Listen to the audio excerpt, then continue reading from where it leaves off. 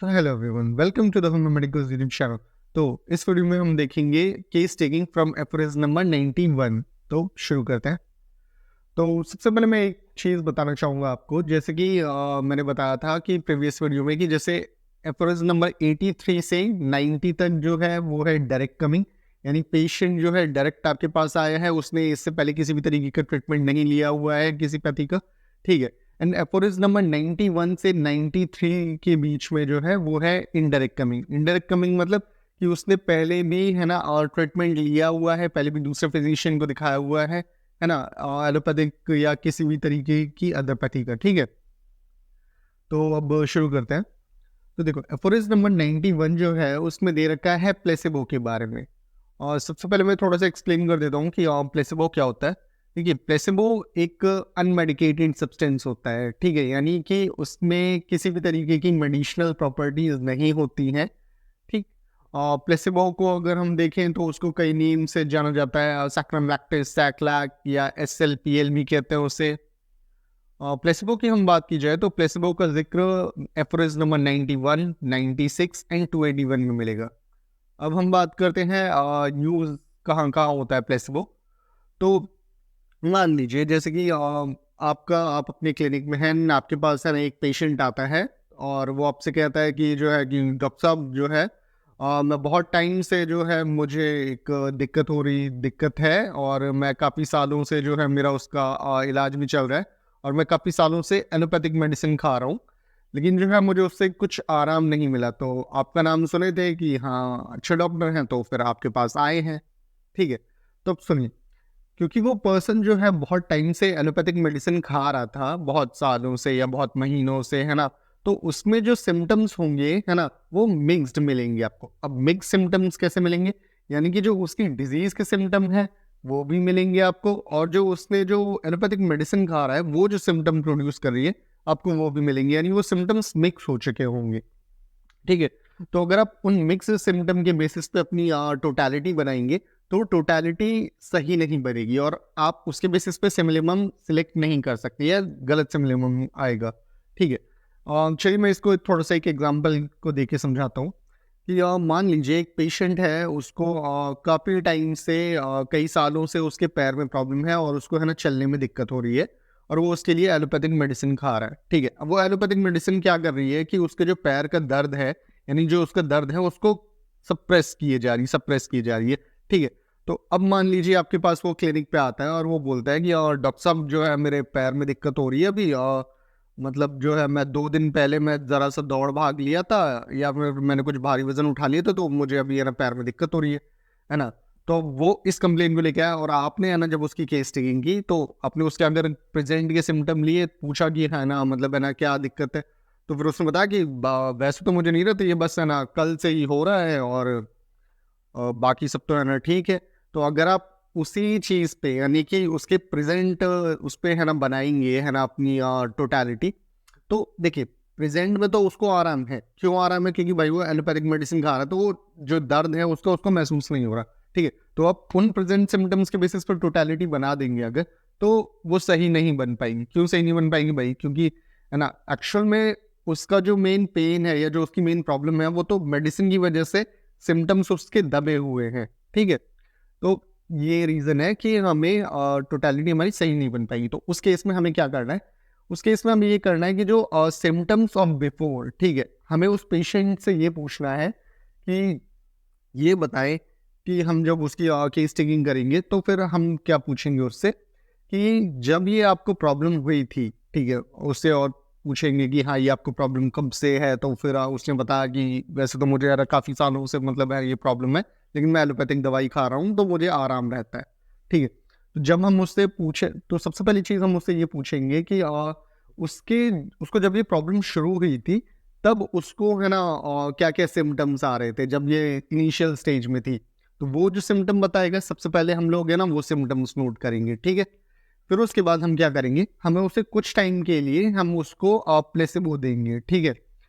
कुछ टाइम के लिए उसको प्लेसिबो देंगे, यानी कि 3-4 दिन या हफ्ते भर के लिए है ना हमने उसको प्लेसिबो दे दिया, है ना, और उससे कहा कि अभी आप जो है ये लीजिए, है ना, और जो है कुछ जब तक आप ये मेडिसिन ले रहे हैं, है ना, तब तक आप जो है एलोपैथिक खाना बंद कर दीजिए, जो भी आप एलोपैथिक खा रहे थे।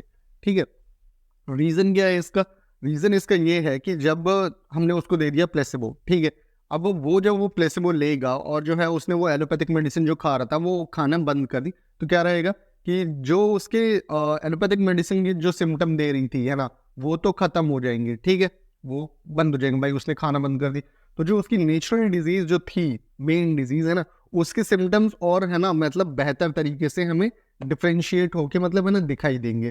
ठीक है, तो जब वो फिर दोबारा आएगा, यानी कि जब उसका आईएसएल का ड्यूरेशन है ना खत्म हो गया होगा, मान लो 3 दिन के लिए दिया, हफ्ते भर के लिए दिया, जो भी, तो उसके जब बाद दोबारा आता है वो, तब फिर हम जब उसकी तब फिर हम उसकी दोबारा केस टेकिंग करेंगे। और जब हम उसकी दोबारा केस टेकिंग करेंगे तो उसमें क्या करेंगे हम कि जो पास्ट के सिम्टम, जो उसने पहले सिम्टम बताए थे वो, और जो प्रेजेंट में जो उसके है ना डिफ्रेंशिएटेड सिम्टम्स आ रहे हैं, यानी कि जो प्योर डिजीज के सिम्टम अब निकल के आए हैं, है ना, वो दोनों को मिला के एक नई टोटलिटी बनाएंगे, है ना, जो टोटलिटी वो एकदम एग्जैक्ट होगी।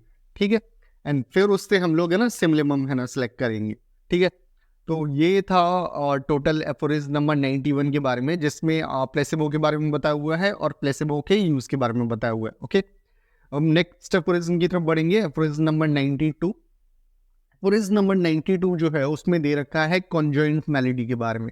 देखिए, कॉन्जॉइंट यानी कि नाम से ही पता लग रहा है कि कॉन्जॉइंट मेलेडी यानी जॉइंट मेलेडी, नाम से ही पता लग रहा है कि यहाँ पे जॉइंट मतलब जहाँ पे दो चीजें मिले। ठीक है, तो वही होती है कॉन्जॉइंट मेलेडी। अब देखिए, मैं कॉन्जॉइंट मेलेडी का थोड़ा सा एक्सप्लेन कर देता हूँ कि मान लीजिए आप है ना अपने क्लिनिक पे बैठे हुए हैं या आप अपनी ओपीडी में बैठे हुए हैं, एंड आपके पास एक है ना पेशेंट आता है, एक एम्बुलेंस मान लीजिए आपकी क्लिनिक पे आके रुकती है, और जो है उसमें से है ना कुछ लोग एक पेशेंट को लेके आ रहे हैं, पेशेंट एकदम बेहोश है ना, उसकी हालत एकदम सॉलिड सीरियस है ना, और वो उसको है ना उठा के लेके आ रहे हैं। देखिए डॉक्टर साहब, अभी इनको आप इनको एक बार देख लीजिए, अभी ये है ना कुछ घंटों पहले तो ठीक थे, है ना, अचानक से इनको पता नहीं क्या हुआ है ना, ये बेहोश हो गए, है ना, तो अब देखिए आप है ना मतलब है ना जल्दी से इलाज कीजिए इनका।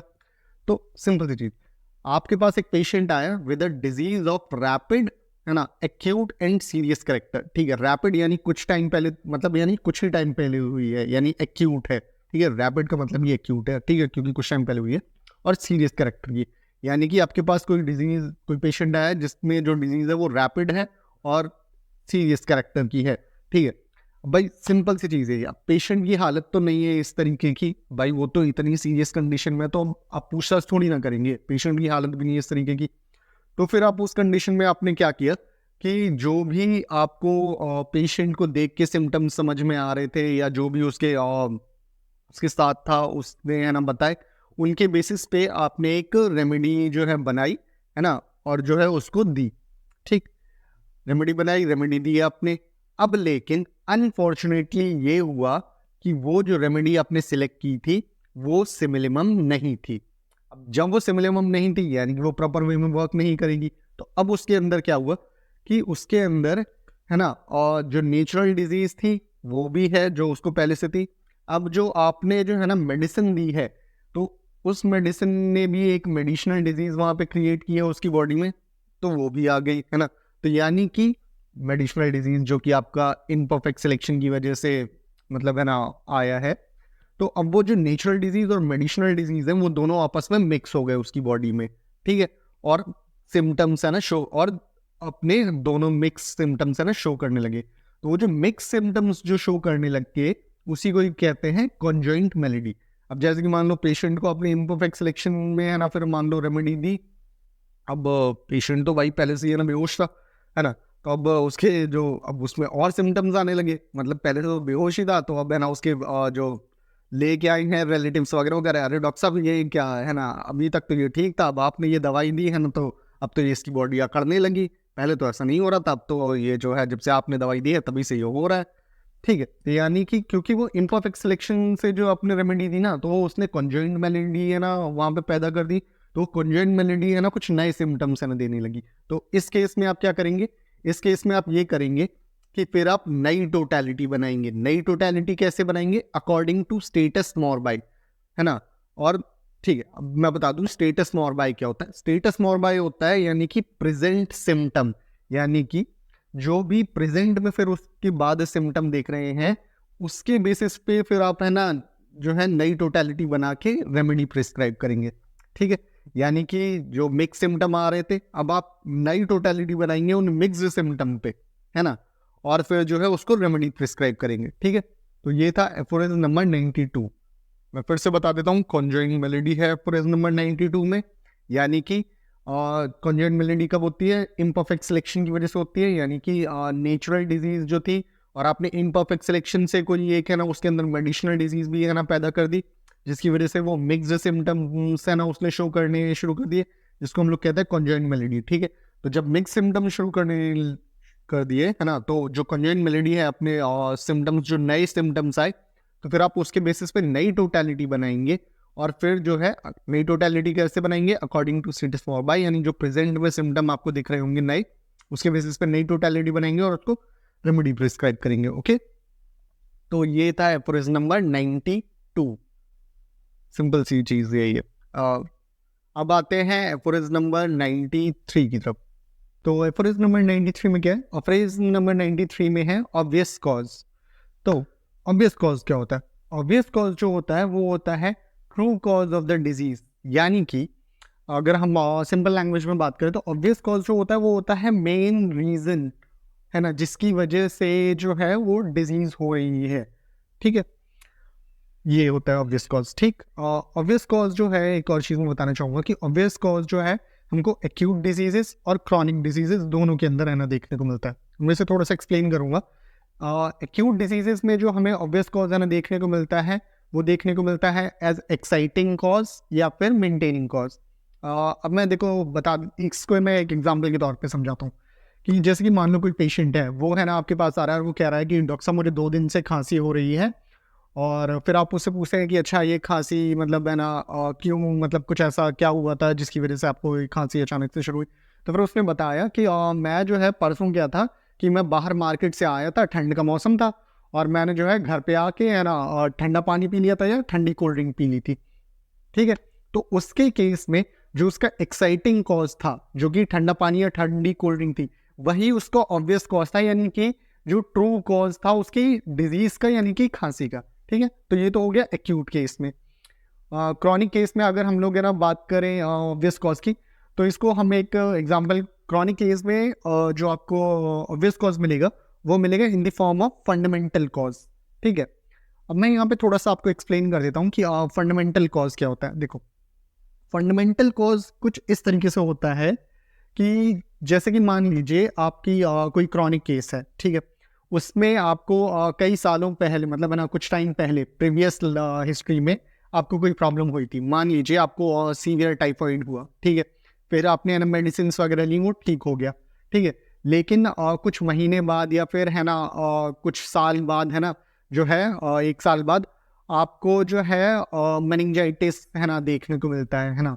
तो जब आप उसकी केस आपको जो है मेनिंजाइटिस देखने को मिलता है, पेशेंट आता है ना मेनिंजाइटिस का, है ना, उसकी आप केस टेकिंग करते हैं तो वो तो बताएगा कि हाँ जो है मुझे मेनिंजाइटिस की प्रॉब्लम है। तो जब आप उसकी केस हिस्ट्री लेंगे तो उसमें केस हिस्ट्री में जब आप प्रीवियस हिस्ट्री में जाएंगे तो फिर वो बताएगा, आप उससे पूछेंगे कि इससे पहले भी है ना कुछ हुआ था क्या आपको, कोई मतलब है ना सीवियर है ना कोई डिजीज़ वगैरह कुछ, तो वो बताएगा कि मान लो उसने बताया कि जो हाँ डॉक्टर साहब जो है ना मुझे 1 साल पहले या 7-8 महीने पहले जो है मुझे है ना टाइफाइड हुआ था बहुत ज़्यादा, है ना, तो लेकिन उस टाइम पे तो है ना दवाई नहीं थी वो ठीक हो गया था, ठीक है।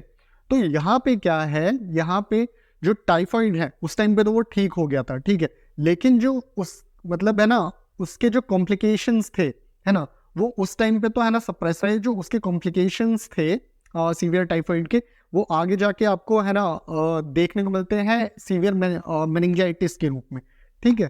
तो ये होता है एक फंडामेंटल कॉज, यानी कि जो कि आपको पहले कोई प्रॉब्लम हुई है वो उस टाइम पे है ना वहाँ पे नॉर्मल हो गई, फिर है ना लेकिन उसके कुछ कॉम्प्लिकेशंस की वजह से आपको इन फ्यूचर है ना दोबारा से है ना कोई चीज कोई मतलब है ना कोई और डिजीज वगैरह हमें देखने को मिलती है जो आपको पहले दिक्कत हुई थी उसकी कॉम्प्लिकेशंस की वजह से। तो इसको कहते हैं फंडामेंटल कॉज, ठीक है। एंड इस केस में जो है आपका जो ऑब्वियस कॉज है, ठीक है, जो वो मेनिंजाइटिस की प्रॉब्लम लेके आया, तो इस केस में जो उसका ऑब्वियस कॉज है वो था एक्चुअल में वो टाइफाइड, यानी कि जो मेन शुरू होने का जो कॉज है ना, ये जो मेनिंजाइटिस का जो मेन कॉज है, ट्रू कॉज है, वो एक्चुअल में उसके पास्ट में होने वाले वो टाइफाइड था। ठीक है, तो ये है obvious cause in acute diseases and chronic disease. ठीक है, अब मैं थोड़ा सा और बताता हूँ कि जो कई सारे केसेस ऐसे होते हैं जो कि किसी किसी केसेस में क्या होता है कि आप पेशेंट जो होता है बहुत ज़्यादा एक्सट्रोवर्ट होता है, तो वो जो भी आप उससे ना पूछते हैं तो वो बता देता है ना।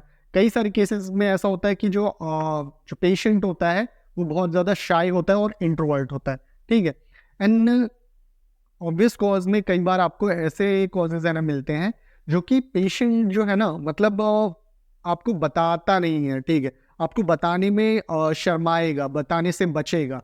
ठीक है, कई आपको है ना केसेस में ऐसा आपको मिलेगा। ठीक है, वो बताना क्यों नहीं चाह रहा है? वो बताने इस वजह से नहीं चाह रहा है कि या तो फिर वो उसको बहुत ज़्यादा पर्सनल लगता है, या तो फिर उसको ये लगता है उसको उस चीज़ की वो कुछ ऐसी चीज़ है कि यार मैं सबके सामने नहीं बता सकता, सबके सामने बताऊंगा तो यार मेरी बेइज्जती सी हो जाएगी, है ना।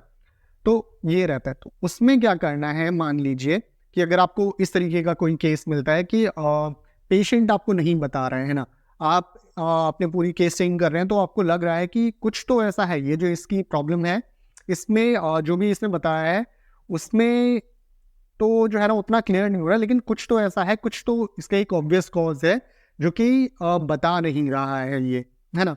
तो उसे आप कैसे पता करेंगे? ठीक है, तो सबसे पहली चीज़ तो आपको ये कैसे है ना डिसाइड करेंगे कि हाँ इसके केस में है ना कोई ऑब्वियस कॉज है जो बता नहीं रहा, है ना। तो वो कैसे पता करेंगे? तो आपको ऑब्जर्व करना होगा। सबसे मेन चीज़ वही है कि जब आप उसकी केस टेकिंग करेंगे ना, तो उसमें जैसे जैसे वो बताता जाएगा ना, तो आपका ऑब्जर्वेशन इस चीज़ की तरफ है ना आपको लेके आएगा कि हाँ कुछ इसके केस में कोई ऑब्वियस कॉज है जो ये बता नहीं रहा है। तो उस केस में आपको क्या करेंगे आप कि आपको ऑब्जर्व करते हुए पूछना है कि कुछ हुआ था क्या, मतलब जो भी वो प्रॉब्लम बता रहा है तो उससे रिलेटेड हमें पूछना है कि अच्छा कुछ हुआ था क्या इस की जिसकी वजह से हुआ, या इससे पहले कुछ हुआ हो, है ना, या फिर ये जो हो रहा है ऐसा कैसे हुआ था, है ना, और कोई प्रॉब्लम हुई हो इसके बाद जिसके बाद ये हो रहा हो। ठीक है, ओवरऑल मतलब है ना क्वेश्चन पूछते रहना है जब तक वो ऑब्वियस कॉज ना मिल जाए।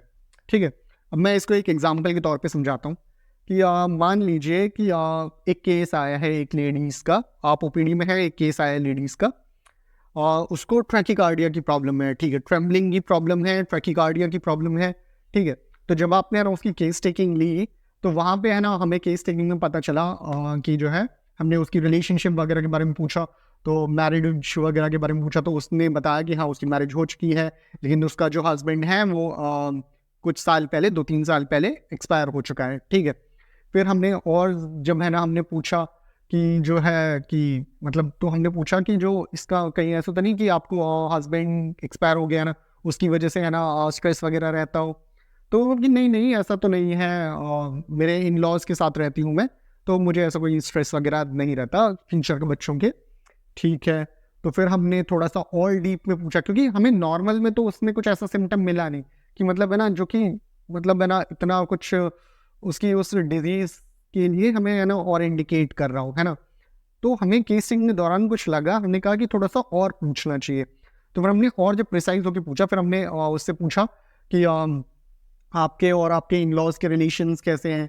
तो उसने बताया फीमेल ने कि अरे नहीं नहीं रिलेशन तो ठीक है, हाँ डॉक्टर साहब ठीक है रिलेशन, नहीं नहीं रिलेशन तो सही है, कुछ इस तरीके से। तो हमें कहीं ना कहीं जो उसके बताने के तरीके में हमें लगा कि यार कुछ तो गड़बड़ है। तो हमने उससे और पूछा कि अच्छा मतलब है ना, मतलब सब आपको है ना आपके साथ प्यार से रहते हैं, खूब अच्छे से सब रहते हैं? ये हाँ सब ठीक ही रहते हैं। ठीक है, तो हमें कहीं ना कहीं लगा। तो फिर जब हमने मान लीजिए उसके साथ एक अटेंडेंट आया हुआ था, है ना, उसके अटेंडेंट से पूछा, है ना, कि इनका ठीक है इनके सास ससुर से रिलेशन। तो फिर अटेंडेंट ने हमें बताया कि है ना कि नहीं रिलेशन ठीक नहीं है, इनके जो सास ससुर हैं वो इनको परेशान करते रहते हैं डाउरी की वजह से। मतलब जब इनकी शादी 2-3 साल पहले हुई थी तो दहेज कम लिया था, इसकी वजह से वो लोग है ना इनको परेशान करते रहते हैं, बार बार टॉन्ट करते रहते हैं। ठीक है, तो यहाँ पे हमें ये चीज़ पता चली कि जो मतलब जब हम हिस्ट्री में गए तो उनकी जो ट्रैकिकार्डिया या जो उनकी स्ट्रेस वगैरह उनको है ना वो कहाँ से रिलेटेड है, वो हमें उनकी हिस्ट्री में जाके हमें पता लगता है कि वो उनकी हस्बैंड की डेथ से भी पहले जो है ना, उनकी हस्बैंड की डेथ के बाद से ये नहीं हुआ, उनकी हस्बैंड की डेथ से भी पहले जब उनकी शादी हुई थी तभी से ही है ना मतलब जो है उनको ये स्ट्रेस वगैरह की ये प्रॉब्लम मतलब है ना शुरू हो गई थी। और वो जो क्योंकि दहेज की वजह से उनको बार बार जो है ना दिक्कत सुनना पड़ रहा था टोंट, तो वो चीज़ उनके दिमाग में बैठी हुई थी और फिर वो बैठी, आज तक वो चीज़ बैठी की बैठी ही है। ठीक है, उनके हस्बैंड भी एक्सपायर हो गए तभी उन्हें वही ताने मिलते हैं। तो वो जो चीज़ है ना, वो जो ताने मिल रहे हैं, वो जो एक स्ट्रेस है, वो एक ऑब्वियस कॉज की तरीके है ना वहाँ पे है ना काम कर रहा है। ठीक है, वो उनके केस में एक ऑब्वियस कॉज है उनका, जिसकी वजह से उनको ट्रैकीकार्डिया, ट्रेमलिंग एक्सेट्रा की प्रॉब्लम है। ठीक है, तो यानी कि ऑब्वियस कॉज जो है ना, मतलब पेशेंट तो नहीं बता रहा था, तो हमने ही है ना और क्वेश्चनिंग करते करते ऑब्जर्व किया हमने उसके बिहेवियर से, और हमने और डीप में जा जाके है ना क्वेश्चंस पूछे, उन्होंने नहीं बताया है ना। पहले तो हमने क्या करना चाहिए उसके इसमें कि पेशेंट से पूछिए, पेशेंट बता रहा है अच्छी बात है, पेशेंट ने बता दिया। मान लो अगर पेशेंट नहीं बता रहा है तो उसके साथ में जो अटेंडेंट आया या उसका फ्रेंड आया है ना, उससे पूछिए। ठीक है, एक और चीज, जब भी मान लो हम लोग है ना ऑब्वियस कॉज जो होता है पेशेंट नहीं बता रहा, तो अगर हम जब पूछते हैं उसको, तो हमें क्या करना चाहिए कि ask privately and careful investigation. मान लो कोई ऐसी चीज है जो पेशेंट शर्मा रहा है ना, नहीं बता पा रहा है ढंग से, तो हमें क्या करना चाहिए कि मान लो पूरा रूम खाली करा दिया हम लोगों ने, रूम में अगर कोई है तो कि भाई आप लोग सब, उसके साथ जो अटेंडेंट आया कोई भी आया, तो उनसे कहा कि आप बाहर जाइए है ना, इनके साथ हमें अकेला छोड़ दीजिए, हमें थोड़ा सा पूछताछ करनी है। फिर जो अकेले में हो, फिर हमें उससे पूछना है कि अच्छा बताइए कि कोई मतलब आपके और आपके हस्बैंड के रिलेशन तो सब सही है ना, या फिर जो भी चीज़ है ना केस के अकॉर्डिंग वहाँ पे है ना चीज़ें पूछनी है कि क्या कैसे। क्योंकि देखो, अगर आप पब्लिकली पूछोगे तो पब्लिकली तो भाई वो चीज़ें नहीं बता पाएगा। मान लो जो है उसको कोई सेक्शुअली ट्रांसमिटेड डिजीज एसटीडी है या कुछ ऐसा है ना, तो वो सबके सामने तो नहीं बता पाएगा है ना। तो फिर हम लोग उसके बारे में भाई है ना कैसे पूछेंगे, तो अकेले में पूछेंगे हम उससे। ठीक है, तब वो अकेले में है ना अच्छे से बता पाएगा। मान लो जो है एक पेशेंट आ रहा है, उसको बैक एक की काफ़ी ज़्यादा प्रॉब्लम हो रखी है, तो हमने केसिंगली हमें है ना उतना ढंग से कुछ चीज़ें ऐसी मिली नहीं कि हमें ये नहीं पता चला कि भाई वो ठीक है बैक एक है, लेकिन उसका एक रीज़न हमें नहीं पता लग रहा कि भाई कोई भारी सामान भी नहीं उठा रहा, कोई ऐसा काम भी नहीं कर रहा है ना, तो भी इसको ये बैक एक परसिस्टेंट बना क्यों है। तो फिर हमें लगा कि इसके पीछे कोई ऑब्वियस कॉज है, तो नॉर्मल तो ऐसे बता नहीं रहा है वो। तो हमने क्या किया कि हमने सब लोगों को है ना उसको प्राइवेट में ले जाके हमने उससे पूछा कि जैसे कि अच्छा ये बताइए आपकी सेक्सुअल वगैरह लाइफ कैसी है। मतलब मान लो हमें पता चला कि वो मैरिड नहीं है, अनमैरिड है, हमने सेक्सुअल लाइफ वगैरह के बारे में पूछा, ऑननिज्म के बारे में पूछा, मतलब है ना कि मैस्टरबेशन वगैरह के बारे में पूछ लिया हमने उससे की करते हुए। तो उसने बताया कि हाँ थोड़ा जो है मतलब है मैस्टरबेशन वगैरह की उसको आदत है। तो जो उसके केस में जो है ना उसका ऑब्वियस कॉज था वो उसका मैस्टरबेशन था, जिसकी वजह से एक्सेसिव मैस्टरबेशन था, जिसकी वजह से उसको बैक एक हो रहा था। ठीक है, या तो फिर कोई और जो है प्रॉब्लम है, तो मतलब जो भी चीज़ है ना, तो पेशेंट नहीं बता रहा है ना, और वहाँ पे लेकिन आपने ऑब्जर्व किया कि कुछ तो ऐसा है, तो हमें क्या करना है कि हमें उसको प्राइवेटली है ना, मतलब है ना उससे पूछना है कि मतलब है ना क्या दिक्कत थी, वो चीज़ क्यों थी, ये चीज़ क्यों थी, इस तरीके से है ना। और अगर पेशेंट नहीं बता रहा तो हमें उसके अटेंडेंट से पूछना है। ठीक है, इस तरीके से। और मैं इसको थोड़ा सा, चलो मैं इसको और एक्सप्लेन कर देता हूँ कि मान लो कि एक पेशेंट है जो कि बता रहा है कि है ना जो है उसको मतलब बहुत ज़्यादा वो डिस्पोंडेंट सा हो गया है, और जो है मतलब ज़्यादा उसका आजकल काम करने में मन नहीं लगता, और जो है वो बहुत ज़्यादा शांत सा निराश सा रहता है। तो हमने उससे पूछा उसकी मतलब हिस्ट्री के बारे में, रिलेशनशिप्स के बारे में, तो पता चला कि यार वो अनमैरिड है, सिंगल है। फिर हमने उसकी लव लाइफ के बारे में भी मानो पूछा हमने जब है ना, तो हमने पूछा कि गर्लफ्रेंड वगैरह है क्या, तो उसने बताया कि नहीं वो तो नहीं है। कि अच्छा कभी थी, कि हाँ गर्ल थी कभी है ना। अच्छा, तो हमें थोड़ा सा उसमें स्ट्रेंज सी चीज़ लगी उसके बताने के तरीके में, तो हमने उसको थोड़ा सा उस चीज़ को पकड़ के और क्वेश्चन पूछा। अच्छा जो पहले थी तो मतलब है ना उसका क्या हुआ, तो कि अरे थे सर है ना वो अलग हो गए वो। अच्छा ठीक है। फिर हमने उस चीज़ में और है ना प्रिसाइज होकर क्वेश्चन पूछा कि अच्छा अलग कैसे हो गए, मतलब है ना कि अरे वो धोखा दे दिया उसने मुझे है ना। कि अच्छा ठीक है, तो क्या आप उससे बहुत ज़्यादा प्यार करते थे क्या, ऐसे करके।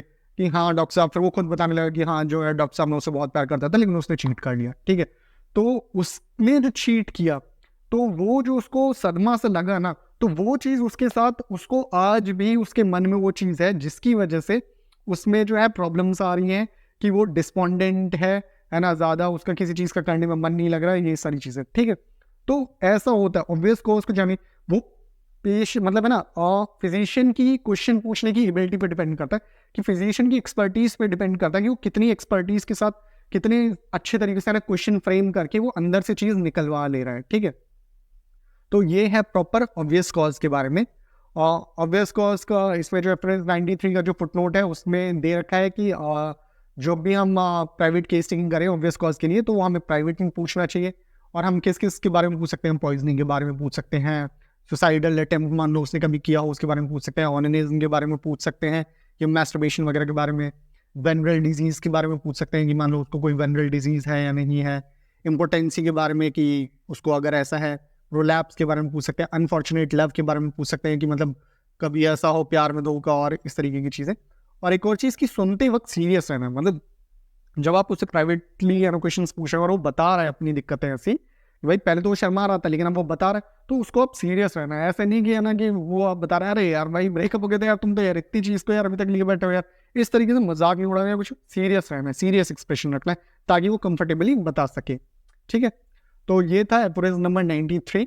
अब हम आगे बढ़ते हैं एफोरिज्म नंबर 94 में। एफोरिज्म नंबर 94 में दे रखा है नेसेसरी सर्कमस्टांसेस या फिर मेंटेनिंग कॉज के बारे में।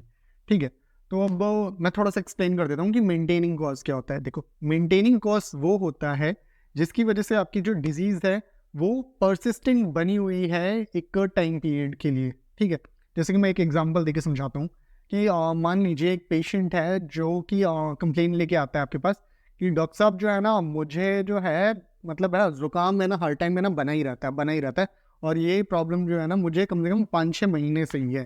ठीक है, तो जब हम है ना उसमें है ना केसिंग करते हैं तो हमें ये दिखता है कि इसमें जो एग्रीवेशन है इसकी जो प्रॉब्लम में, वो इसको कोल्ड डैम्प वेदर से है। ठीक है, फिर हम लोग थोड़ी और केस टेकिंग करते हैं, जब उसकी और पूछते हैं तो मतलब है ना हम लोग देखते हैं कि है ना कि वो कहाँ रहता है, कैसे रहता है, तो वो बताता है कि वो एक बेसमेंट में रहता है। ठीक है, या तो फिर वो ये बताता है मान लो कि है ना कि मैं एक फैक्ट्री में काम करता हूँ, आइसक्रीम फैक्ट्री में काम करता हूँ। ठीक है, तो सिंपल सी चीज़ यही है कि वो जिस जगह रह रहा है या काम कर रहा है वो जगह कैसी है। मान लो वो एक बेसमेंट में रह रहा है, भाई वो अंधेरी या ना ठंडी सी जगह है।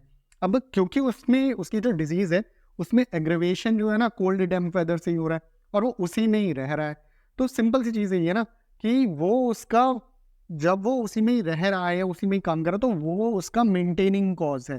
ठीक है, यानी जब तक वो वहाँ पे रहेगा वो तब तक उसकी वो दिक्कत बनी ही रहेगी। ठीक है, वो अगर जगह चेंज कर देगा है ना, तो फिर जो है उसकी जो दिक्कत है वो खत्म हो जाएगी, क्योंकि उसका जो मेंटेनिंग कॉज है जो कि उसको बनाए हुए है ना, वो खत्म हो जा रहा है ना। तो ये होता है मेंटेनिंग कॉज। मान लो जैसे कि मान लो एक और एग्जाम्पल कि मान लो मुझे ठंडे से दिक्कत है, ठंड से दिक्कत है, मैं कुछ भी ठंडा खा लेता हूँ तो जो है मुझे जुकाम हो जाता है ना। लेकिन अब मैं क्या कर रहा हूँ कि जो है मैं ठंडा हर दिन मतलब है ना, लेकिन मैं हर दिन है ना कोल्ड ड्रिंक पी रहा हूँ और मैं फिर ये भी कंप्लेन कर रहा हूँ जो है कि डॉक्टर साहब मुझे जो है ना हर टाइम खांसी बनी रहती है, हर टाइम खांसी बनी रहती है, 3-4 महीने हो गए हैं खांसी बनी रह रही है मुझे है ना।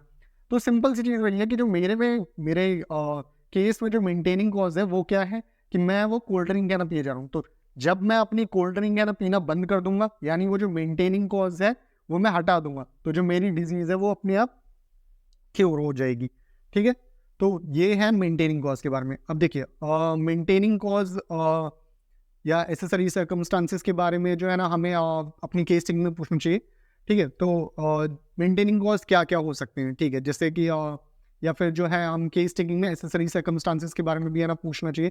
तो एसेसरी सर्कमस्टांसेस क्या क्या हो सकते हैं, ठीक है, क्या क्या पूछना चाहिए।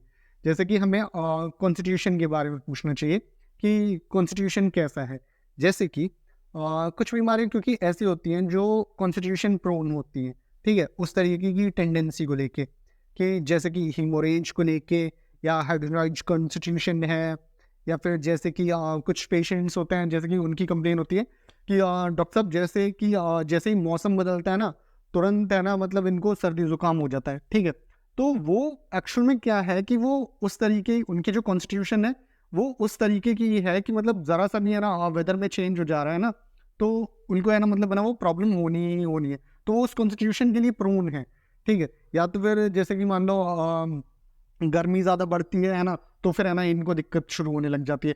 तो वो उनका जो कॉन्स्टिट्यूशन है ना वो उस चीज़ के लिए प्रोन है कि भाई गर्मी ज़्यादा ही बर्दाश्त नहीं कर सकते, गर्मी जैसी बढ़ेगी है ना ये गर्मी में रहेंगे तो इनको दिक्कत होनी ही होनी है।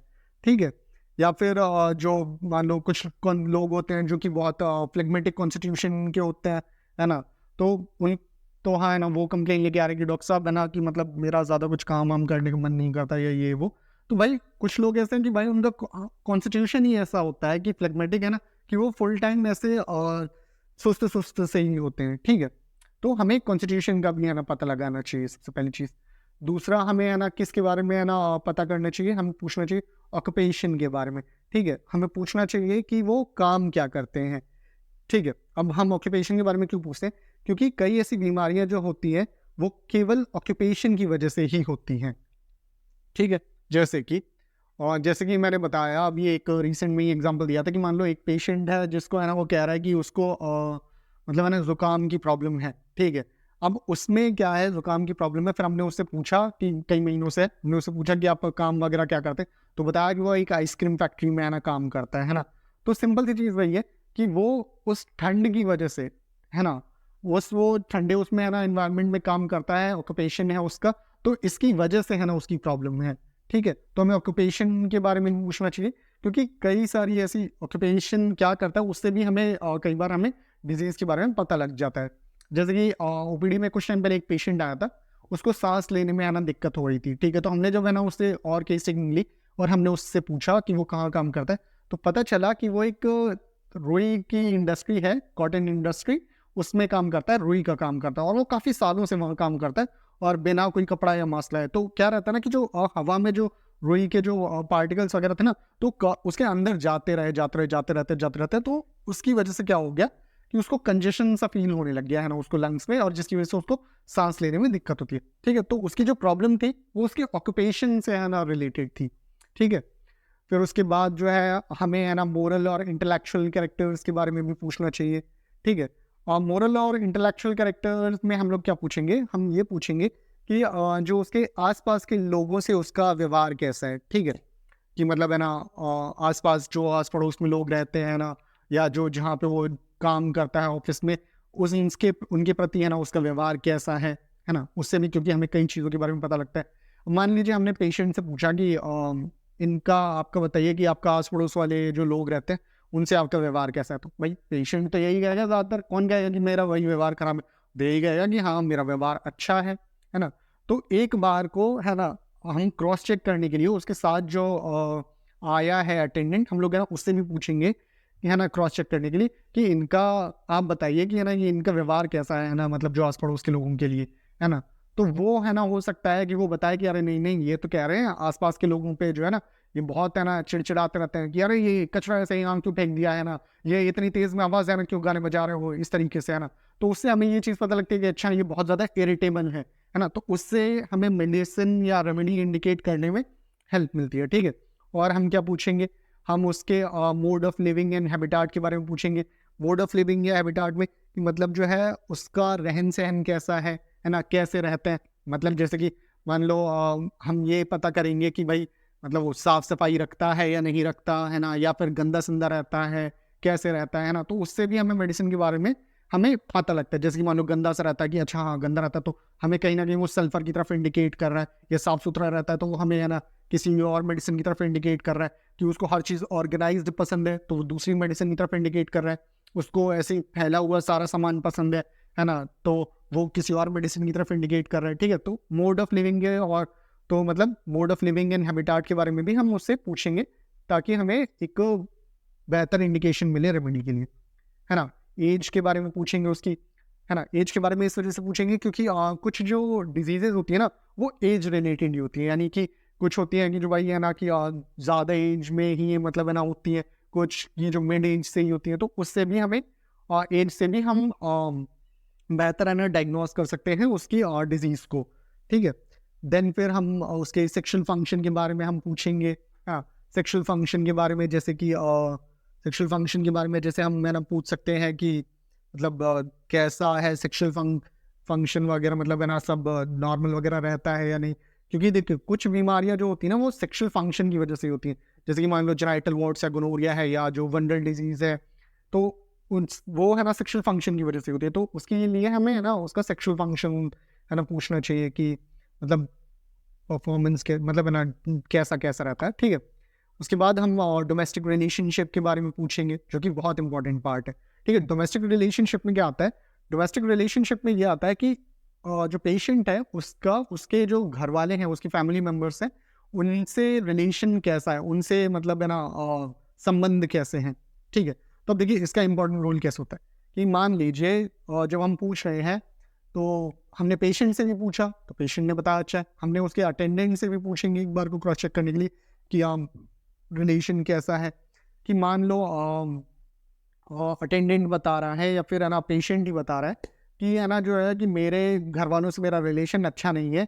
क्यों अच्छा नहीं है? कि जो है कि मेरे जो बेटे हैं वो मेरी बात नहीं सुनते, अपनी मन मर्जी की करते हैं। मैं चाहता हूँ कि है ना ये ऐसे करें, लेकिन है ना वो ऐसे नहीं करते हैं ना। और मान लो हमने थोड़ा सा और वो पूछा कि मान लो जब आपकी जैसा आप उनको करने को कहते हैं वो आपके कहने के अकॉर्डिंग नहीं चलते तो आपको मतलब है ना कैसा महसूस होता है, तो आप क्या करते हैं? तो फिर उसने बताया कि जब मुझे ऐसा होता है तो मैं खूब चिल्लाता हूँ और कभी कभार हाथ भी उठा देता हूँ उन पे। तो हमें ये भी पता लगता है कि अच्छा ये बहुत एंग्री है, इरिटेबल है, ठीक है। या तो फिर मान लो पेशेंट बता रहा है कि मतलब है ना हमने और पूछे क्वेश्चन है ना कि अगर मान लो आपकी फैमिली में कोई आपकी बात नहीं मानता या है ना तो फिर आप क्या करते हैं? कि अरे यार डॉक्टर साहब मैं तो कुछ नहीं कहता, मुझे फ़र्क ही नहीं, मैं तो कहता हूँ जो करना है करे। तो मतलब इससे हमें ये पता लगता है कि वो मतलब है ना कैसा है ना? कि भाई ठीक है डिस्पोंडेंट सा है या फिर जैसा भी है ना? तो इससे भी हमें अलग-अलग मेडिसिन है ना जो है इंडिकेट होती हैं, ठीक है? तो ये बहुत इंपॉर्टेंट है रहता है डोमेस्टिक रिलेशनशिप, ठीक है? और नेक्स्ट है जो फ्रेज़ नंबर 94 के फुटनोट में है, वो है फ्रेज़ नंबर 94 के फुटनोट में ये है कि मान लो अगर कोई फीमेल है जो कि जो कि है ना क्रॉनिक डिजीज़ से किसी से सफ़र कर रही है, तो फिर आपको जो है ना केस टेकिंग के दौरान उसकी किस चीज़ पे फ़ोकस करना चाहिए, ठीक है?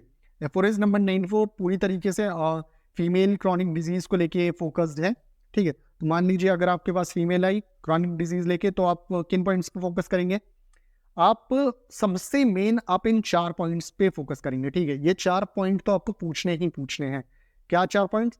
उसकी शॉर्ट ट्रिक है GPLA, ठीक है? जी फॉर ग्रेविडा, ग्रेविडा का मतलब ग्रेविडा या नंबर ऑफ ग्रेविडा, ठीक है? सबसे पहले हम लोग उसकी ग्रेविडा के बारे में पूछेंगे यानी number of gravida. Number of gravida का मतलब ये होता है कि जेस्टेशन, ग्रेविडा मतलब जेस्टेशन, यानी कि कितनी बार उसने जेस्टेशन किया है, यानी कि कितनी बार जो है उसको प्रेगनेंसी हुई है। एक जैसे कहते हैं ना कि फुल टाइम प्रेगनेंसी, एकदम प्रॉपर प्रेगनेंसी है ना, उसको जो हुई है ना? तो कितनी बार उसने जेस्टेशन हुआ है, कितनी बार उसे, तो इसके बारे पूछेंगे कि मतलब है ना कितनी बार प्रेगनेंसी हुई है, प्रॉपर प्रेगनेंसी, उसके बारे में पूछेंगे, है ना? P for number of parity के बारे में पूछेंगे। नंबर ऑफ पैराइटी का मतलब है ना पी फॉर है ना जो है नंबर ऑफ पैराइटी के बारे में ना पूछेंगे। नंबर ऑफ पैराइटी का क्या मतलब होता है? नंबर ऑफ पैराइटी का मतलब ये होता है कि कितनी बार पार्चुरेशन हुआ, यानी कि कितनी बार जो है मतलब उसको डिलीवरी हुई है ना? यानी कि कितनी बार उसने डिलीवरी की है। फिर चाहे वो बच्चा मतलब है ना जिंदा पैदा हुआ हो, फिर चाहे वो बच्चा मरा हुआ पैदा हुआ हो, उससे फर्क नहीं पड़ता। उसने कितनी बार डिलीवरी हुई है उसकी, है ना? इसके बारे में पूछेंगे, ठीक है? फिर उसके बाद जो है हम लोग पूछेंगे लाइफ बर्थ के बारे में, यानी कि जितनी भी मतलब है ना डिलीवरीज हुई हैं उसमें से अभी कितने बच्चे जो हैं वो जिंदा हैं, उसके बारे में पूछेंगे, ठीक है। एंड नेक्स्ट जो है ना पूछेंगे अबॉर्शन के बारे में, यानी कि कितनी बार है ना उसने अबॉर्शन कराया है ना। तो ये जो 4 चीज़ें हैं ना GPLA, ये तो आपको 110% पूछनी ही पूछनी है, ठीक है, फीमेल क्रॉनिक डिजीज के केस में, ठीक है। और देन फिर है ना उसके बाद हम क्या पूछ सकते हैं? देन फिर उसके बाद हम उसमें स्टेरिलिटी के बारे में पूछेंगे, है ना? स्टेरिलिटी मतलब जैसे कि कुछ फीमेल्स जो होती है जो कि मान लीजिए उन्होंने अपना यूट्रस है ना रिमूव करा दिया है ना? या फिर जो है उन्होंने मतलब है ना नसबंदी करा ली है, ट्यूबेक्टोमी, वेसेक्टोमी, है ना? तो जैसे कि होता है ना उसके बारे में पूछेंगे कि उन्होंने कराई है या नहीं। क्योंकि जैसे कि कई बार क्या होता है कि पेशेंट कहता है कि जो है जब से मैंने ये ट्यूबेक्टोमी या वेसेक्टोमी कराई है ना मुझे उसके बाद से ही मुझे दिक्कत होनी शुरू हुई है, ठीक है। तो इसके बारे में पूछेंगे। देन फिर है ना हम लोग सकलिंग के बारे में पूछेंगे। देखिए सकलिंग क्या होता है? सकलिंग ये होता है कि जब ब्रेस्ट फीडिंग मदर होती है ना, जब मदर ब्रेस्ट फीड करा रही होती है तो उस दौरान जो प्रॉब्लम्स देखने को मिलती है उसको कहते हैं सकलिंग, ठीक है। जैसे कि मान लीजिए कुछ फीमेल्स है ना जो ब्रेस्ट फीडिंग फीमेल्स हैं वो कंप्लेन करती हैं कि डॉक्टर साहब जैसे कि मतलब है ना जो मुझे जब मैं ब्रेस्ट फीड कराती हूँ तो मुझे जो है ना मेरे निपल से लेके मतलब है ना मेरे पूरा यूट्रस तक है ना मुझे है ना पेन फील होता है, या फिर ब्रेस्ट फीडिंग के बाद या ब्रेस्ट फीडिंग के टाइम पे मुझे निपल से लेके पेन फील होता है मेरे पूरे बैक में तक में है ना, पूरे जाता है, या फिर निपल से पूरा मेरी पूरी बॉडी में है ना पेन फील होता है ड्यूरिंग ब्रेस्ट फीडिंग। ठीक है, तो इसकी वजह से हमें सकलिंग के बारे में भी है ना पूछना है, क्योंकि ये भी हमें एक मेडिसिन के बारे में इंडिकेट करती है। सेक्सुअल डिजायर के बारे में पूछना है कि सेक्सुअल डिजायर आपकी कैसी है। मेंसेस के बारे में पूछना है कि मेंसेस नॉर्मल होते हैं या फिर है ना मतलब गैप रहता है, कितने होते हैं, टाइम से होते हैं या नहीं होते, है ना, मतलब है ना ज़्यादा होते हैं, कम रहे होते हैं, इस तरीके के, है ना। अकाउंसमेंट यानी पोस्टमार्टम है ना प्रॉब्लम्स के बारे में भी, मतलब है ना डिलीवरी के बाद है ना कोई प्रॉब्लम, डिलीवरी के बाद है ना कोई आपको प्रॉब्लम हुई हो, है ना, तो उसके बारे में हम लोग है ना पूछेंगे, एक्सेट्रा एक्सेट्रा। ठीक है, तो ये है कंप्लीट एफोरिज नंबर 94। तो एफोरिज नंबर 95 की अगर हम बात करें तो एफोरिज नंबर 95 में दे रखा है लेसर एसेसरी सिम्टम्स के बारे में। ठीक है, अब मैं थोड़ा सा एक्सप्लेन करता हूँ कि लेसर एसेसरी सिम्टम्स क्या होते हैं। ठीक है, लेसर एसेसरी सिम्टम्स वो होते हैं जो कि मान लीजिए कि कोई पेशेंट है ना, वो बहुत टाइम से है ना एक डिजीज से सफ़र कर रहा है। ठीक है, तो कुछ सिम्टम्स ऐसे आते हैं कि उन सिम्टम्स को वो इतना ज़्यादा है ना पेशेंट मतलब है ना अपनी लाइफ में एक्सपीरियंस कर चुका होता है कि वो उसको as a part of life मान लेता है। ठीक है, और वो ये सोचता है कि ये जो सिम्टम्स आ रहे हैं ये तो मेरी लाइफ का हिस्सा ही है। ठीक है, तो वो उसको अलग नहीं समझता, वो पार्ट ऑफ लाइफ समझता है। ठीक है, तो उसको लगता है कि ये ज़्यादा इंपॉर्टेंट नहीं है यार, ये तो मेरी लाइफ का पार्ट ही है, नॉर्मल है ये तो, है ना। तो वो उनको लेस इंपॉर्टेंट समझता है। लेकिन जो लेसर एसेसरी सिम्टम्स होते हैं वो लेस इंपॉर्टेंट नहीं, वो मोर इंपॉर्टेंट होते हैं। एक्चुअल में जो लेसर एसेसरी सिम्टम्स होते हैं ना वो पेक्यूलियर सिम्टम्स होते हैं। ठीक है, बहुत ज़्यादा जो पेक्यूलियर सिम्टम्स होते हैं ना, जिन्हें हम लोग होम्योपैथी की लैंग्वेज में कहते हैं PQRS सिम्टम्स, यानी कि पेक्यूलियर, रेयर, है ना, P से पेक्यूलियर, R से रेयर, Q से क्वालिटेटिव, है ना, और S से स्ट्रेंज। तो जो लेसर एसेसरी सिम्टम्स होते हैं ना वो PQRS होते हैं एक्चुअल में। ठीक है, तो मैं इसको, और जो है लेसर एसेसरी सिम्टम्स जो होते हैं वो मोर कैरेक्टरिस्टिक सिम्टम होते हैं, मोर पेक्यूलियर होते हैं। ठीक है, यानी कि ये एक ऐसे सिम्टम्स होते हैं जिनके बेसिस पे मतलब हमारा जो चॉइस ऑफ रेमेडी है या इंडिविजुअलाइजेशन है वो आसान हो जाता है। ठीक है, अब जैसे मैं थोड़ा सा इसको एक एग्जांपल के तौर पे समझाता हूँ कि लेसर एसेसरी सिम्टम्स क्या होता है। कि जैसे इसमें लिखा हुआ है कि patient suffering from long duration later ही considered it as a part of life to his suffering. जैसे कि मान लीजिए कोई पेशेंट है, कुछ एक पेशेंट है, उसको ये लगता है कि वो दिन में 2-3 बार है ना फ्रेश होने जाता है ना, तो उसको मतलब है ना ये लगता है कि जब तक मैं 2-3 बार फ्रेश नहीं होऊंगा ना तब तक जो है मेरा पेट साफ नहीं होगा। ठीक है, तो वो उसको पार्ट ऑफ लाइफ मान चुका है कि हाँ ये तो मेरी लाइफ का पार्ट है कि भाई मैं जब तक 2-3 बार है ना फ्रेश होने नहीं जाता तब तक जो है मेरा पेट साफ नहीं होता। या फिर कोई पेशेंट ऐसा है जो कि है ना मतलब उसका ये है कि जस्ट वो जैसे ही सुबह उठता है ना, तो तुरंत है ना उसको जो है मतलब है ना अर्ज होती है कि हाँ यार मुझे तुरंत है ना फ्रेश होने जाना बहुत तेज, है ना, तो अर्ली मॉर्निंग डायरिया, है ना। तो इसको एक मतलब वो इतने टाइम से होके रह गया इतने सालों से, है ना, कि वो उसको एज अ लाइफ का पार्ट मान लेता है कि यार ये तो मेरी लाइफ का पार्ट ही है, कि मतलब मैं सुबह उठता हूँ तो जो है मुझे जाना होता है, इस तरीके का। या तो फिर कोई एक पेशेंट है ऐसा, जैसे कि मान लो कि मैंने जैसे एक पहले एग्जांपल दिया था, एक पेशेंट है जो कि है ना कि उसको पैर में प्रॉब्लम है, तो उसको क्या है कि वो जैसे ही हर सुबह उठता है तो है ना उसको पैर में दर्द होता है। जैसे ही सुबह बेड से उठता है उसको पैर में दर्द होता है, उसको थोड़ा सा चलने में दिक्कत होती है, फिर उसके बाद वो नॉर्मल हो जाता है।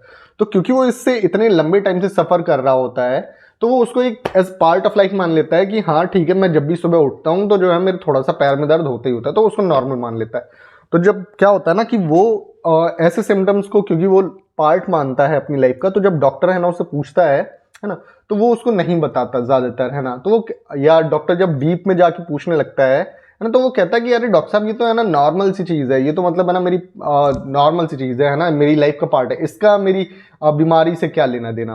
ठीक है, तो ये चीज़ है क्यों, क्योंकि वो उसको अपनी लाइफ का पार्ट मान रहा है। तो यही चीज़ है कि लेसर एसेसरी सिम्टम है, पेशेंट उसको मानता है कि यार वो तो लेस इंपॉर्टेंट है, ये तो मेरी लाइफ का पार्ट है, लेकिन वो एक्चुअल में पेक्यूलियर होता है।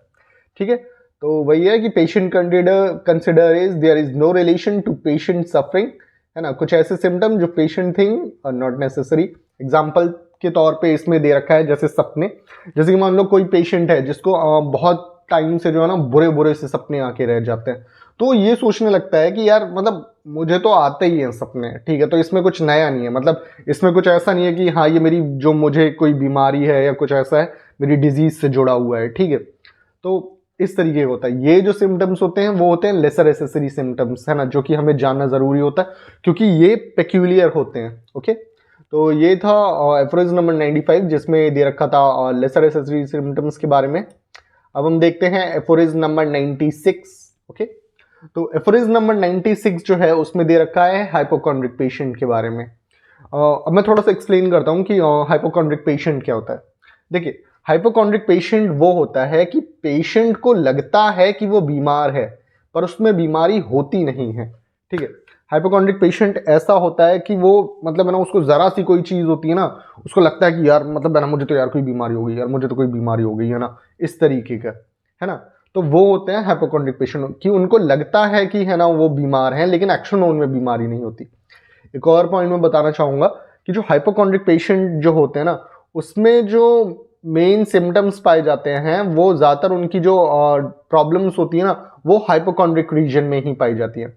आपने एनाटॉमी में पढ़ा होगा कि अब्डोमेन में जो होते हैं 9 रीजन्स होते हैं, उसमें जो होते हैं ना left hypochondriac right hypochondriac region, है ना। तो इनकी जो हाइपोकॉन्ड्रिक पेशेंट जो होते हैं उसमें जो मेन इनकी प्रॉब्लम्स होती हैं वो हाइपोकॉन्ड्रिक रीजन्स में ही पाई जाती हैं, है ना।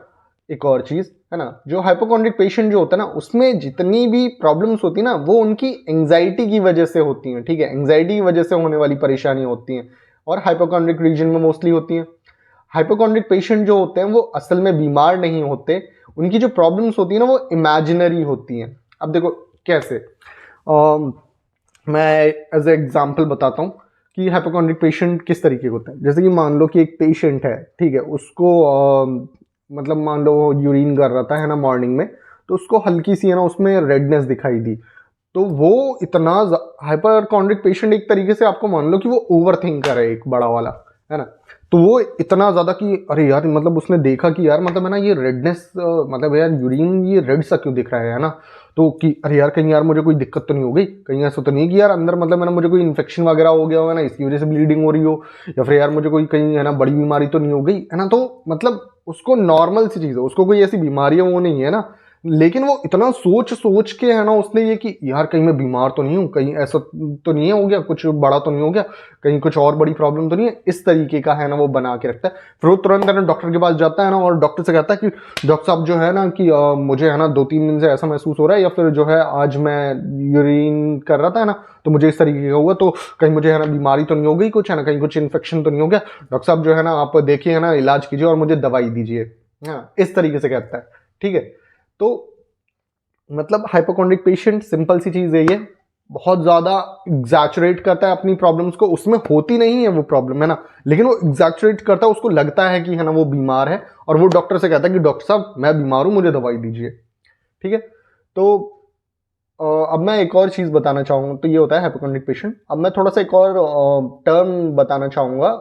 जैसे हाइपोकॉन्ड्रिक होता है ना, इसी से मिलता जुलता एक और टर्म होता है हाइपर सेंसिटिव, ठीक है। एक होता है हाइपोकॉन्ड्रिक पेशेंट और एक होता है हाइपर सेंसिटिव, ठीक है। हाइपर सेंसिटिव क्या होता है कि वो सच में बीमार होता है। हाइपोकॉन्ड्रिक पेशेंट क्या होता है कि भाई वो बीमार नहीं होता, उसकी बीमारी इमेजिनरी होती है। और हाइपोसेंसिटिव पेशेंट वो होता है जो सच में रियल में बीमार होते हैं, ठीक है।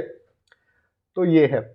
अब हम थोड़ा सा आगे बात करेंगे कि जो हाइपोकॉन्ड्रिक पेशेंट होते हैं वो ऐसे क्यों होते हैं, कि मतलब जो है ना कि उनको बीमारी नहीं होती और वो तब भी है ना इस तरीके से रिएक्ट करते हैं, क्योंकि because they are over sensitive. Hypochondriac patient जो होते हैं ना वो बहुत ज्यादा ओवर सेंसिटिव होते हैं, मतलब उनमें जरा सा भी कुछ होता है ना तो इतना ज्यादा उनको लगता है कि यार मतलब जरा सा भी वो हल्का सा पेन होगा ना, अरे यार बहुत ज्यादा दर्द हो रहा है, यार बहुत ज्यादा दर्द हो रहा है ना, मतलब इस तरीके से बहुत ज्यादा मतलब है ना बहुत ज्यादा ओवर सेंसिटिव होते हैं किसी भी चीज को लेके, जरा सा भी कुछ होगा तो बहुत उनको ज्यादा लगता है ना।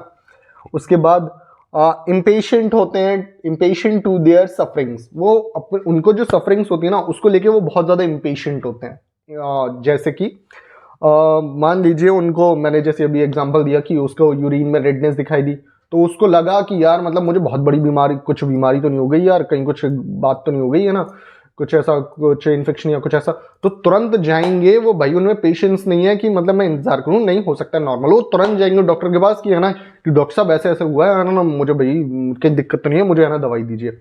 या फिर उनको जरा सा मतलब है ना चेस्ट में पेन सा महसूस हुआ या जरा सा कुछ हुआ, भले ही वो गैस की वजह से हो रहा हो, है ना, वो तुरंत डॉक्टर बोल, डॉक्टर साहब देखिएगा ना मेरे है ना बड़ी चेस्ट में इतना तेज, छाती में मेरी पेन हो रहा है ना, देख लीजिए ना कहीं ऐसा तो नहीं कि मतलब है ना मुझे कोई कार्डिक प्रॉब्लम हो। ठीक है, तो वो बहुत ज्यादा इम्पेशेंट होते हैं अपनी सफरिंग्स के लिए। ये नहीं कि हाँ ठीक है यार नॉर्मल हो सकता है गैस की वजह से हो या कुछ और भी। ठीक है, फिर अगला point, induce physician to get relief. Hypochondriac patient क्या होता है ना कि फिजिशियन से ये कहता है कि डॉक्टर साहब मैं बीमार हूं और मेरा इलाज कीजिए। वो फिजिशियन को इंड्यूस करता है कि भाई आप उसको, फिजिशियन उसको दवाई दे। ठीक है, फिर उसके बाद portrait disease in vivid colour.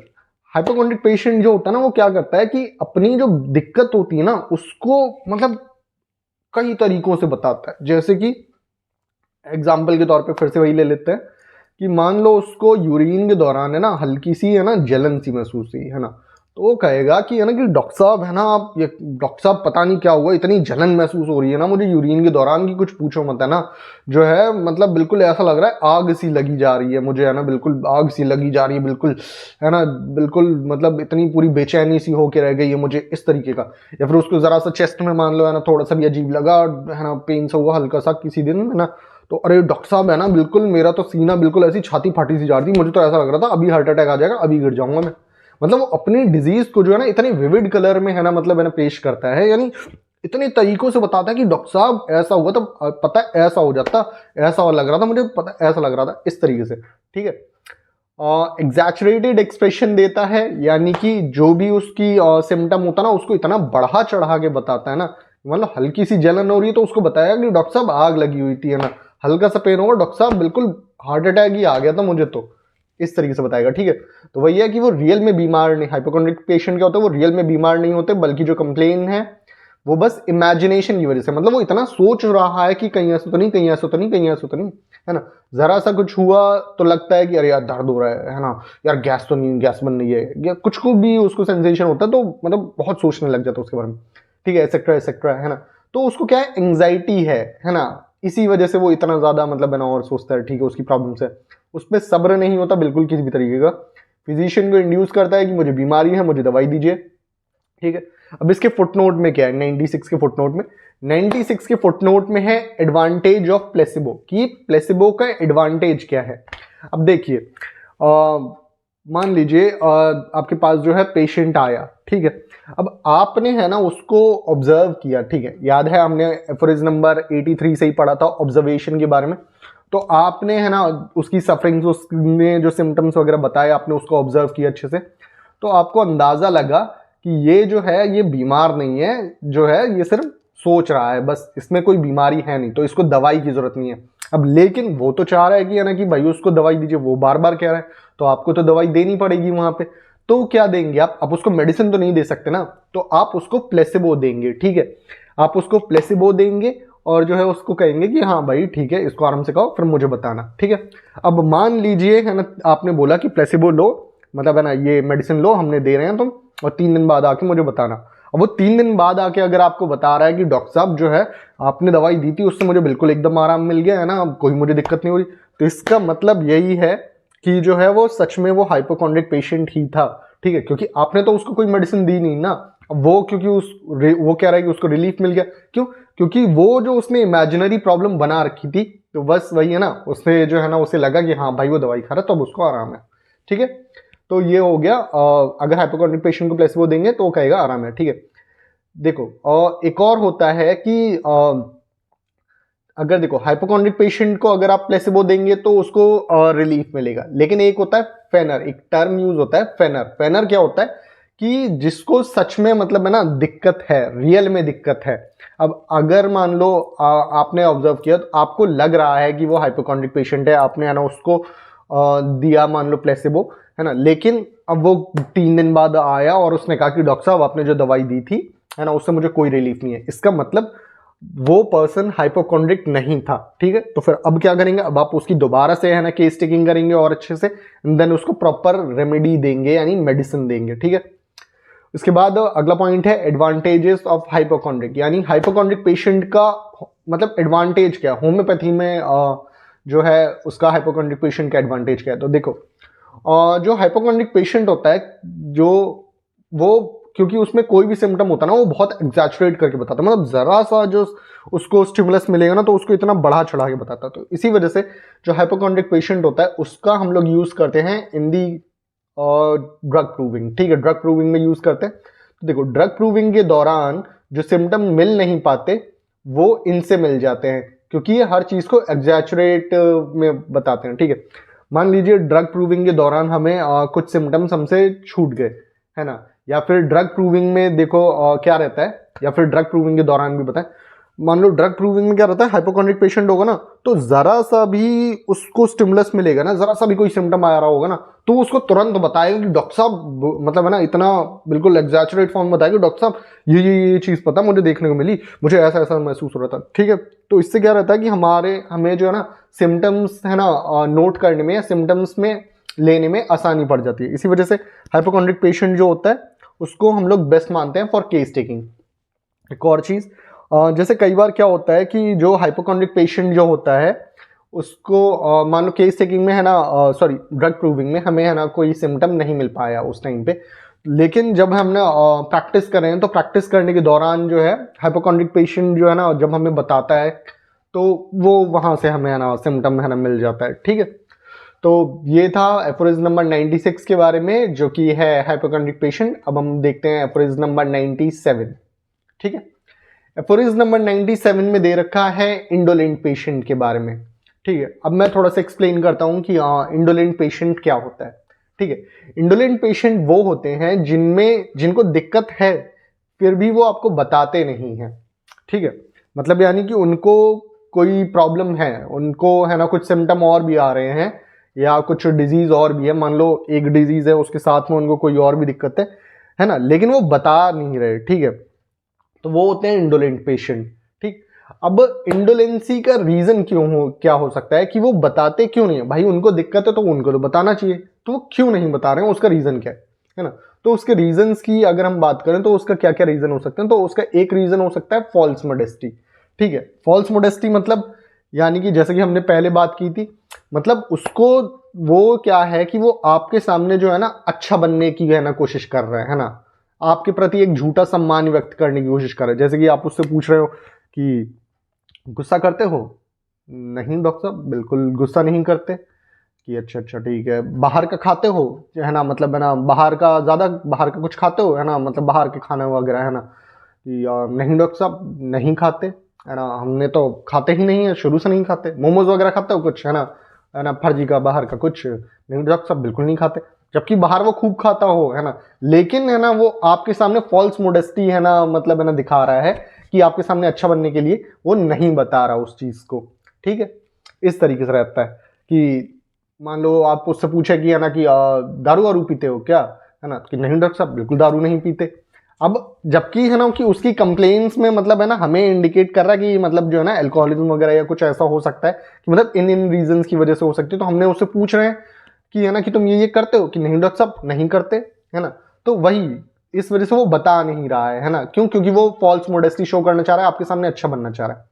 दूसरा रीजन क्या हो सकता है, माइल्डनेस ऑफ अ डिस्पोजिशन, मतलब यानी कि ये है कि वो मतलब दिमाग से ही जो है ना मतलब स्लो है, ठीक है। माइंडनेस ऑफ अ डिस्पोजिशन मतलब जैसे कि मान लीजिए कि आपने है ना उससे कोई क्वेश्चन पूछा कि अच्छा मिठाई खाते हो, तो फिर जो है वो सोच रहा है पहले कि जो है कि क्या कहें डॉक्टर साहब, है ना कि अरे मिठाई खाते हो है ना, मीठा ईठा खाते हो कभी, हाँ खा लेते हैं कभी कभी अगर मिलता है तो, मतलब वो दिमाग से ही स्लो है ना, इस वजह से नहीं आपको बता रहा है चीजें, या कोई और जो है सिम्टम है ना उसका कोई और उसको दिक्कत हो रही है तो दिमाग से ही वो स्लो है, तो इस वजह से नहीं बता रहा है वो आपको, ठीक है। तो ये रीजन हो सकता है। फिर अगला रीजन क्या हो सकता है, वीकनिंग ऑफ मेमोरी की वजह से हो सकता है, यानी कि उसकी याददाश्त कमजोर है, इस वजह से वो नहीं बता पा रहा है ना, याद नहीं बता रहा है। जैसे कि मान लो आपने पूछा कि कोई क्रॉनिक केस है, आपने पूछा कि ये जो दिक्कत है आपको पैर की ये आपको आपने बताया कि 2 साल पहले शुरू हुई थी, तो 2 साल पहले ऐसा क्या हुआ था, मतलब कुछ हुआ था क्या जिसकी वजह से शुरू हुई, कुछ ऐसा आप हुआ हो कोई इंसिडेंट वगैरह, एक्सीडेंट वगैरह कुछ भी, तो वो सोच रहे यार तो शुरू क्या हुआ था ऐसा यार 2 साल पहले, मतलब क्यों शुरू हुआ था, क्या रीजन था, वो सोच में पड़ गया, उसको याद ही नहीं क्योंकि उसकी मेमोरी वीक है, ठीक है। तो वीकनेस ऑफ मेमोरी की वजह से हो सकती है ना, indolence, refrain to explain number of complain, यानी है ना, इसमें क्या है refrain to explain number of, मतलब जैसे कि वो अपने आप को रोक रहा है, refrain to explain number of complain का मतलब कि वो अपने आप को रोक रहा है कि नहीं मैं जो है मैं ज्यादा नहीं बताऊंगा, मतलब ये है कि कुछ पेशेंट आपको ऐसे मिलेंगे कि मतलब भाई उनको ये लगता है कि यार मेरे अंदर तो बहुत सारी दिक्कतें हैं यार, मुझे ये भी है ये भी है ये भी है, तो अगर मैं डॉक्टर साहब को है ना सब कुछ बताने लग जाऊंगा तो यार डॉक्टर साहब भी कहेंगे कि यार मतलब जो है ना कि अरे यार तुम तो यार पूरी की पूरी बीमारी की दुकान ही हो क्या, बहुत बड़े वाले बीमार हो यार तुम तो, है ना। तो डॉक्टर साहब कहीं ऐसा ना कहे, तो इसकी वजह से वो कहता है कि नहीं नहीं हम ज्यादा नहीं बताएंगे, हम सिर्फ थोड़ा बहुत ही बताएंगे उनको, ठीक है। ऐसा भी हो सकता है, इसकी वजह से भी इंडोलेंसी हो सकती है। डिस्क्राइब इन वेग स्टेट, नेक्स्ट रीजन हो सकता है डिस्क्राइब इन वेग स्टेट, यानी कि उसको अस्पष्ट याद है, मतलब उसको ढंग से सिम्टम याद नहीं है। मान लो आप पूछ रहे हैं कि जो है ना ये कल क्या हुआ था, ये कुछ खाए पिए थे क्या, या ये दिक्कत किस वजह से हुई, तो उसको ढंग से याद नहीं है। तो जब उसको ढंग से याद नहीं है, अस्पष्ट याद है, तो बता उसने कहते हैं अरे छोड़े, जब याद नहीं है ढंग से, मुझे थोड़ा थोड़ा याद है, तो हम छोड़ नहीं बताते उसको दिक्कत को, या फिर है ना इस तरीके से सिम्टम को नहीं बताते। या फिर अलर्ज देम विद नो कंप्लेन, ठीक है। और इंडोलेंसी किसकी वजह से हो सकती है कि कोई दिक्कत नहीं है, पेशेंट गए कि कोई दिक्कत नहीं है, घर वाले जबरदस्ती लाएं, या फिर इंडोलेंसी इस वजह से भी हो सकती है, यानी कि वो बता इस वजह से भी नहीं रहा है कि भाई उसको कोई दिक्कत है ही नहीं, घर वाले जबरदस्ती लेके आए हैं। जैसे कि मान लो कई बार ऐसा देखने को मिलता है कि मतलब है ना कि डॉक्टर साहब पेशेंट है ना, मतलब है ना पेरेंट्स लेके आते हैं, डॉक्टर साहब देखिए है ना जो है इसको कल से बुखार है ना, मतलब है ना बता नहीं रहा है, कल से ये खाना नहीं खा रहा है, इसको कहीं दिक्कत तो नहीं है देख लीजिए। भाई उसको नहीं दिक्कत है, लेकिन वही है ना कि घर वालों को लग रहा है घर वाले जबरदस्ती लेके आए हैं, है ना, तो इस वजह से भी इंडोलेंसी हो सकती है। तो अब मैं एक फाइनल पॉइंट ये बताना चाहूंगा कि देखो ये आपको डिफरेंशिएट करना आना चाहिए कि जो है ना कि मतलब इंडोलेंट पेशेंट कैसा होता है, हाइपोकॉन्ड्रिक पेशेंट कैसा होता है, नॉर्मल पेशेंट कैसा होता है, क्योंकि ये जो मेन फैक्टर्स हैं जिनसे चॉइस ऑफ रेमेडी का डायरेक्शन जो होता है ना अलग अलग हो जाता है।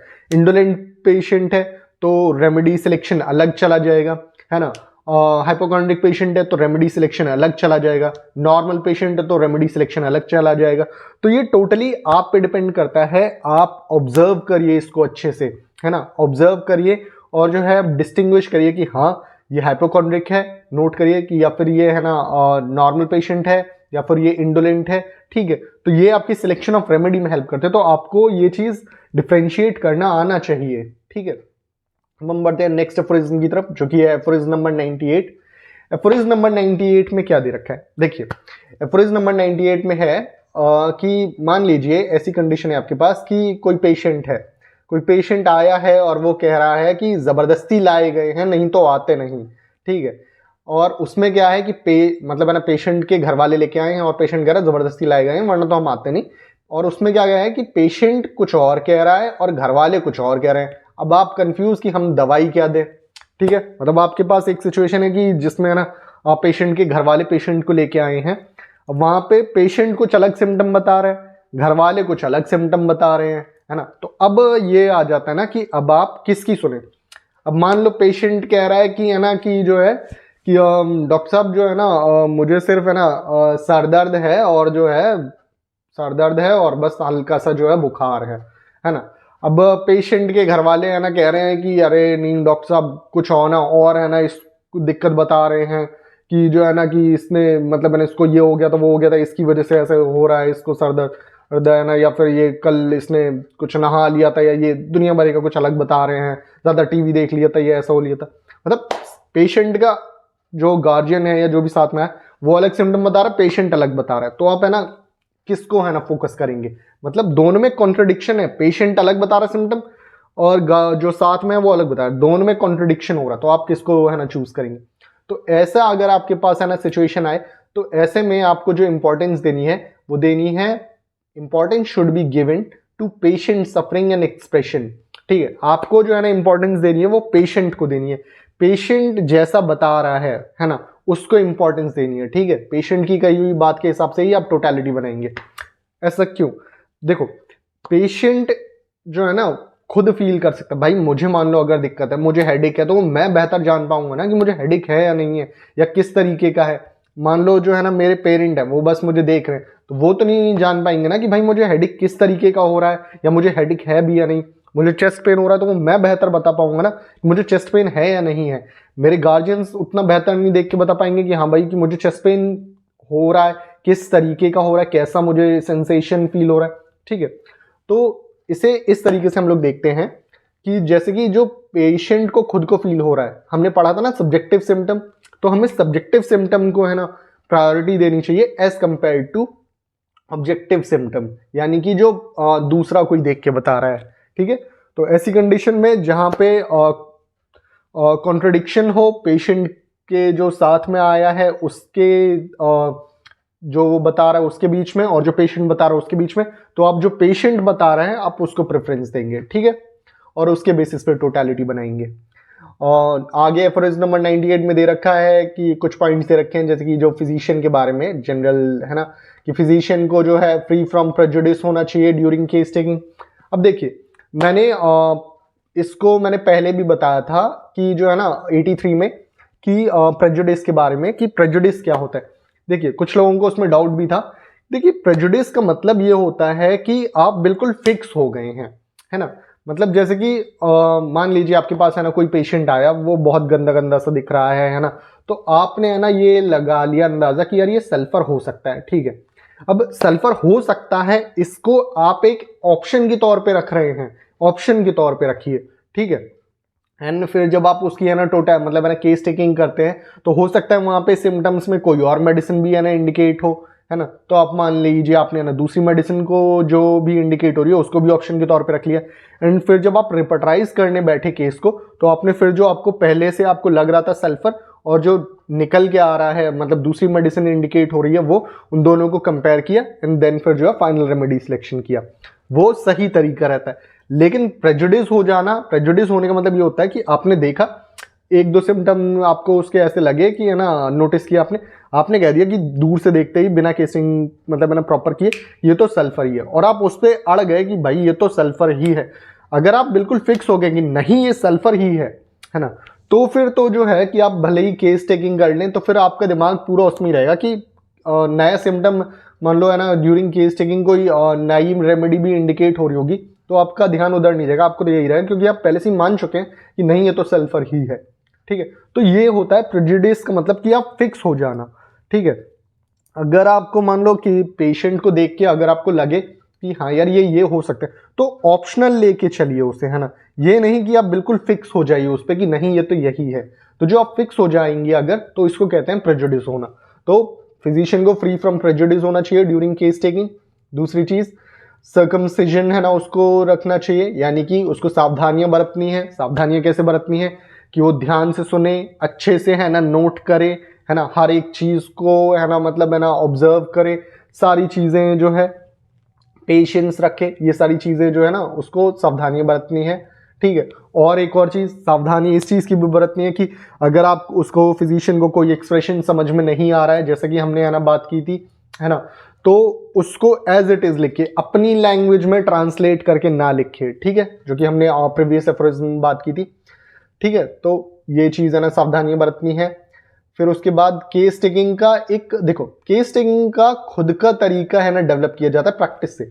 अब जैसे कि मैंने भले ही मैंने पूरा इतना सब मैं पढ़ा रहा हूँ ना, पूरी केस टेकिंग मैंने पूरे एफरेज मानो सब कुछ बता दिया, एक प्रॉपर फॉर्मेट मिल गया।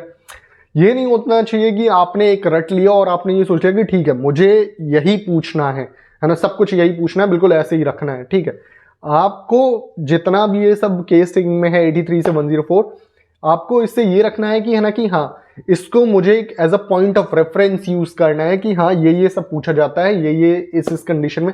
तो इस पॉइंट ऑफ रेफरेंस को यूज करते हुए, इसे as a point of reference use करते हुए आप एक अपना तरीका बनाइए कि हाँ जैसे जैसे पेशेंट बताता जा रहा है अब मुझे ये पूछना है, अब मुझे ये पूछना है, अब मुझे ये पूछना है। ठीक है, तो इस तरीके से आप अपना तरीका बनाइए, है ना, एक केस टेकिंग का, ना कि एक सेट फॉर्मेट को बस आपने सिर्फ रट लिया और बस वही पूछ रहे हैं।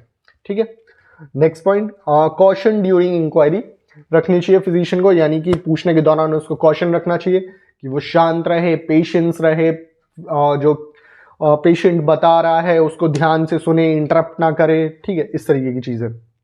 वही नेक्स्ट कि फिजिशियन को पेशेंस रखना चाहिए। पेशेंस इस वजह से रखना चाहिए, मान लो अगर वो पेशेंट अपनी कंप्लेंट्स बता रहा है तो उसको बीच में ना टोके, उसको बताने दे। ये नहीं कि यार ये तो पेशेंट बताई जा रहा है, इसकी दिक्कतें ही नहीं खत्म हो रही, तो ऐसा नहीं करना है। हमें पेशेंस रखना चाहिए फिजिशियन को, जो बता रहा बताने दे। उसके बाद नेक्स्ट पॉइंट की नॉलेज ऑफ ह्यूमन बिहेवियर, यानी कि जो फिजिशियन है उसको ह्यूमन बिहेवियर की नॉर्मल नॉलेज होनी चाहिए कि जो है ह्यूमन बिहेवियर किन किन कंडीशंस में कैसा रहता है, डिजीज कंडीशन में कैसा रहता है, थोड़ा सा नॉर्मल कंडीशंस में कैसा रहता है, इन सब की भी नॉलेज होनी चाहिए। ओके, तो ये था एफोरिज्म नंबर 98, है ना। तो आज के वीडियो में इतना ही। अगर इसके बाद भी अगर आपका कोई डाउट हो तो आप मुझसे नीचे कमेंट सेक्शन में या फिर जो मेरा टेलीग्राम चैनल है द होम्यो मेडिकोज, उसमें मेरे से पूछ सकते हैं। तो थैंक यू।